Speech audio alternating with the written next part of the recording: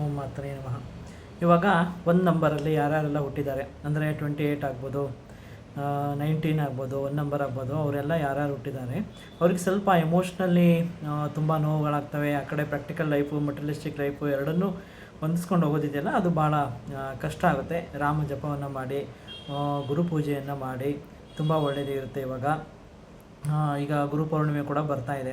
ಹಾಗಾಗಿ ನೀವು ಗುರು ಪೂರ್ಣಿಮೆಯನ್ನು ಈಗ ಶ್ರದ್ಧಾಭಕ್ತಿಯಿಂದ ಮಾಡೋದು ತುಂಬ ಒಳ್ಳೆಯದು. ಗುರುಭಕ್ತಿ ಅಂದರೆ ನಿಮಗೆ ಗುರುದು ದೇವಸ್ಥಾನಕ್ಕೆ ಹೋಗೋಕ್ಕಾಗಿಲ್ಲ ಅಂದರೆ ಕೃಷ್ಣ ಮಂತ್ರವನ್ನು ಜಪ ಮಾಡಿ.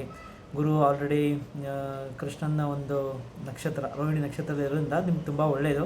ಲ್ಯಾಂಡು ಪ್ರಾಪರ್ಟಿ ಅದನ್ನೆಲ್ಲ ತೊಗೊಳ್ಳೋದಿದ್ರೆ ಇವಾಗ ಅದೆಲ್ಲ ಲ್ಯಾಂಡು ಇದ್ರದ್ದೆಲ್ಲ ರೈಸ್ ಆಗುತ್ತೆ, ನಿಮ್ಗೆ ಒಳ್ಳೆ ಬೆಲೆ ಬರುತ್ತೆ. ನಿಮ್ಮ ಲ್ಯಾಂಡು ಪ್ರಾಪರ್ಟಿ ಮಾರೋದಿದ್ರೆ ನಿಮ್ಗೆ ಒಳ್ಳೆ ಬೆಲೆ ಬರುತ್ತೆ.